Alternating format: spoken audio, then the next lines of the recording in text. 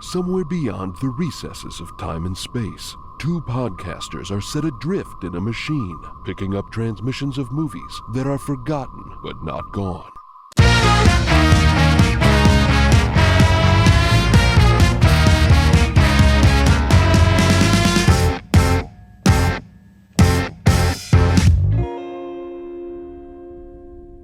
Welcome to Movie Memory Machine 5-4, the mini-series where we are pulling 5 films thematically related to the movie of the week, which is Loser from 2000. Loser. We had a rough time with this movie, but I'm hoping we have a better time with its thematically relevant films. Truman, it's good to see you. Should we get into the 5 films we have linked to the movie Loser? Absolutely. Today? Let's get a look at these films. All right. The first one is pretty obvious as it was a cornerstone of our conversation on the main episode, and that, of course, is... The Apartment. Ah, yes, a Best Picture-winning movie by Billy Wilder. You know, my parents have started watching a bunch of Billy Wilder movies, and they observed that he has quite a range. He hits every genre of movie. He's doing film noir, he's doing comedy, he's doing romance. Would you? Yeah, yes. He actually has a pretty interesting post-war film with Marlene Dietrich as well. I'm struggling to remember the name of it, but yeah, it was pretty good. Yeah. I mean, he has, of course, Stalag 17, which is also a war comedy. Yes, a lighthearted prison camp comedy. So tell me about The Apartment. In our discussion on the main episode, you were more up on The Apartment than I was. I'm very up. I'm very up on The Apartment. It's, well, I mean, so I think since we've recorded the episode, I've come around to seeing the related architecture of the stories that you were referencing before. So I do see more related material in it than I once did.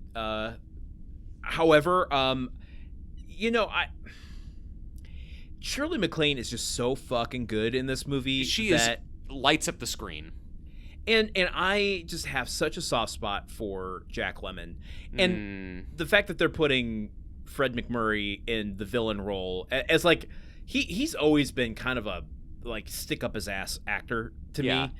And it just this is one of the few films where I'm like not made to feel like I'm supposed to kind of like him. Yeah. And so it feels like it aligns more closely with you know what I want to see. But I gotta say, man, I Jack Lemmon in this movie, I wanted to fight him. I'm sorry, this grinning doofus who just is so up in his own shit and assuming that he gets on the elevator with a bad cold and an armload of snotty tissues, and he's still up in poor Shirley MacLaine's face trying to flirt with her. It's like, dude, stay home. Okay. Use sick days.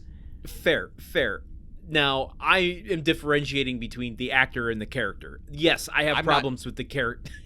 I'm not capable of doing that. No, Jack Lemmon, that wasn't in the script. Jack Lemmon came to set sick that day specifically because he didn't care about keeping people from getting sick. Come and get me, Jack Lemmon. I think Jack Lemmon is just one of my all-time favorites, and he plays characters I don't like sometimes. Ask me about The Out-of-Towners at some point. It's an unbearable movie, but he's fantastic in it to be able to elicit such negative reactions out of me. Anyway, this is a perfectly calibrated, like, I know we argued about the tone of this before. Yeah. And I don't know that it's trying to be a comedy or trying to be a drama. It's trying to be kind of its own thing to me. And so I guess I don't judge it so harshly on where it falls in either of those categories. Yeah, sure. I mean, look, it's a much better movie than Loser, and it is objectively a good movie. I just think it's one that I don't necessarily love as much. That's fair. I think though the wildest thing is that if you told me somebody did a remake of The Apartment and then you told me that remake was the movie Loser, I would never have guessed. Like, if I had not read that Loser was supposed to be a remake of this Best Picture winning acclaimed comedy, I would never have known. I don't think legally, though, it is, because there is no, like, creditation to this film or Billy Wilder anywhere around Loser. Mm-hmm. I mean, you can see it. I mean, when you know it, you can see it, but I think legally it's not a remake. Yes, it's a little bit of secret lore for all the real heads to find. All right, let's move on to the next film. We've got lined up here. I can't hardly wait. A movie I've not seen, but a title that has always irked me from a grammatical standpoint. Why is that? It's because I'm the least fun person alive, Landon. That's why. I don't know. What notes are you giving to this title? I'm just saying is, can barely wait. I think would accomplish the same thing in a cleaner way. Clearly, I'm like in tune with whatever raucous teen comedy they're trying to have here. What Landon? What the hell is this movie about? Will you just tell me what this movie that's bugged me for so long is about? Okay. And I mentioned it a little bit on the main episode. This is essentially the party after graduation. Right. Everyone in the school, nerd, jock, fill in the blank, whatever you are, you're arriving at this party, and everything you don't have closure on is going to come to a head here. And of course, being teenagers in 1999, what they don't have closure on is, I didn't sleep with that person yet. Yeah, hell yeah. That's what the kids are all about. This is done in a way that isn't as toxic as so many other films of its ilk at this time are, i.e. Loser. Yes. Loser went out of its way, I feel, to be especially toxic. This film, it really does feel cut from the Amy Heckerling school, or cloth. It's not mixed metaphors. The school that Cher went to in Clueless. There's a knowingness to, like, okay, teen comedies are usually about this, and we are going to be about this, but we're going to be winking knowing we're about this. Winking from behind our big yellow goggles with orange lenses in them. See, and now, like, the movie knows how ludicrous that character design was. However, that character design is very reflective of how people dressed at the time, i.e. look at Loser. So the film then goes to some lengths to make fun of how he's dressed in the film. Okay, that's good. You know what? I can forgive the grammatical kerfuffle here if the movie is being self-aware and taking a new approach to this kind of teen sex comedy material. Yes, and there is crossover from every sort of teen thing in the 90s. You've got Breckin Meyer and Donald Faison, who are both in Clueless. You've got Seth Green, Lauren Ambrose. Anyway, I'm getting further away from how this connects to Loser. To me, this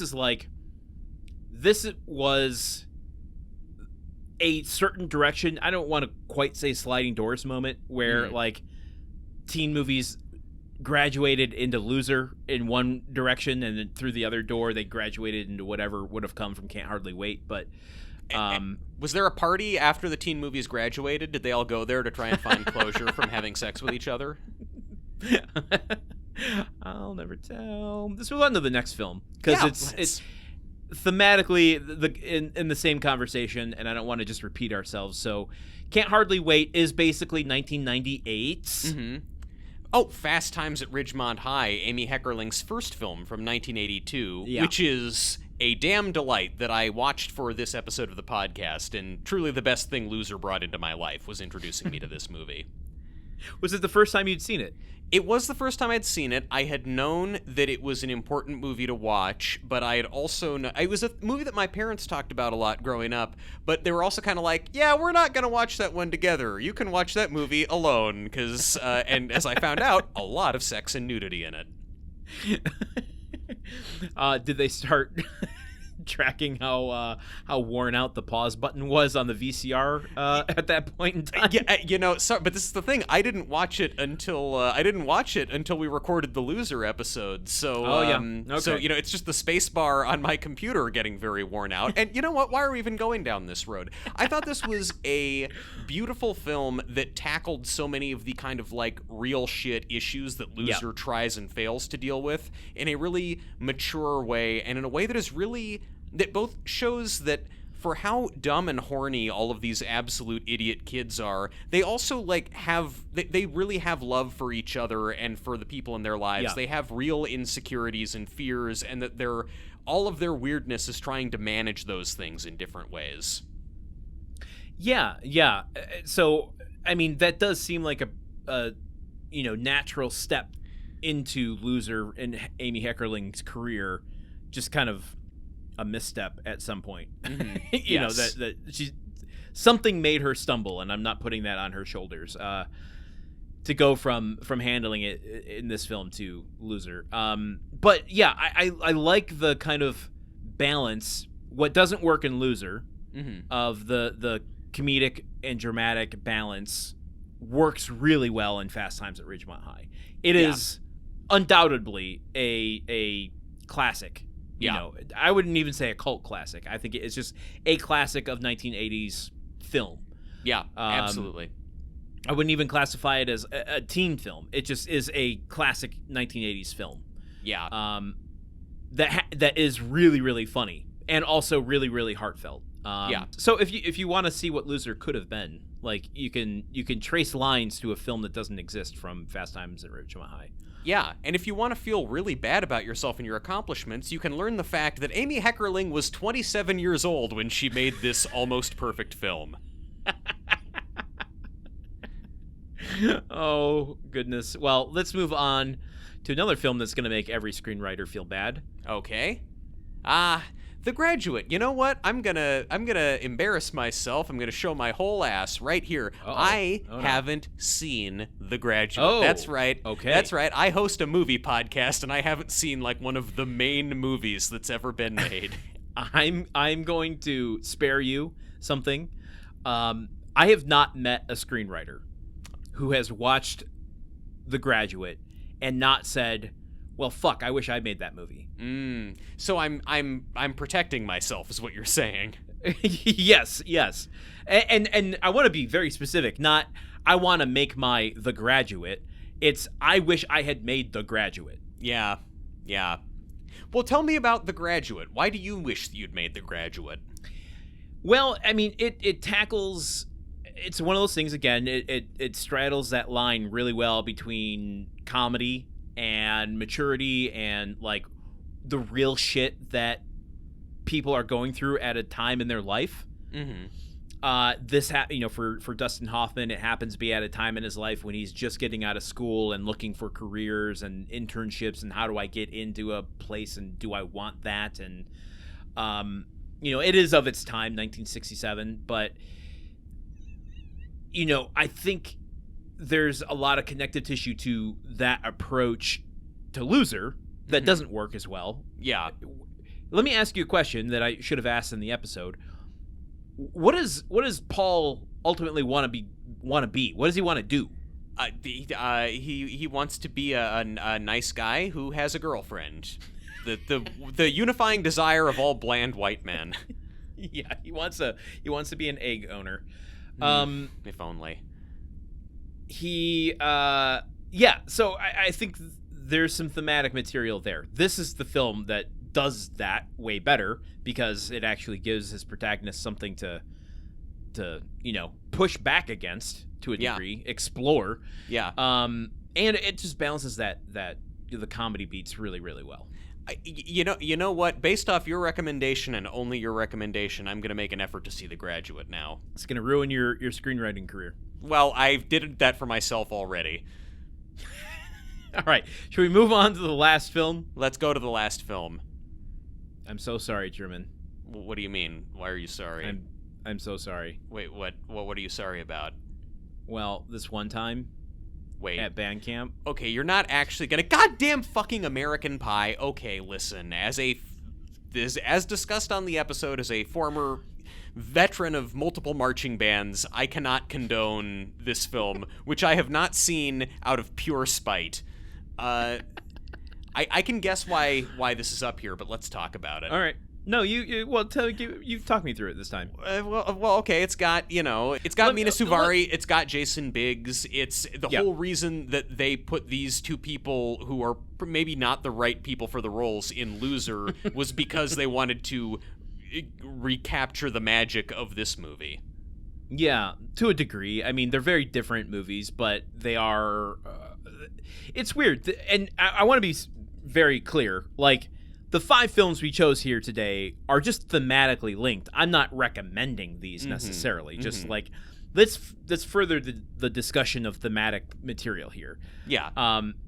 The audience for American Pie was, to executives, the audience for Loser. Yeah, all kids are the same. And the thing is, like, the approach to these films, I think the executives are more like, let's do an American Pie, where Amy Heckerling is like, I think they can handle, like an actual story. I think they can handle, some adult things that they have to deal with in their life. And so let's actually hang this on the apartment and create a, something that they have to go through, rather than just like, can we get laid by the end of high school? Which, I guess those movies to a degree have their place. Like, not everything needs to have literally save the kittens and cutting them out of symbiotic sacs. An inexplicable scene from Loser. I love the idea that executives looked at American Pie and were like, great, this was a big hit. Kids are clearly responding to sex comedies. You know what they'd like even more? If we kind of were able to wrap that up in a classic Billy Wilder comedy about suicide. Yeah, let's give that a shot. Well, I don't know. I don't want to speculate, but I do think that that's where, like, you get Amy Heckerling coming at it from that angle, and you get the executives coming at it from the American Pie angle. Those two things collide, and it doesn't make a Reese's peanut butter cup. It makes Loser. Yeah, exactly. You put cyanide in my peanut butter. Oh, my goodness. All right. Well, that's the 5 we have for Loser. And anything else you want to cover, Truman? No, those are 5 movies, like 1 or 2 of which I might try to watch. So if you're interested in those, you can go check them out. Otherwise, we will see you on the main feed. Thanks for listening, and we'll see you next time. Bye.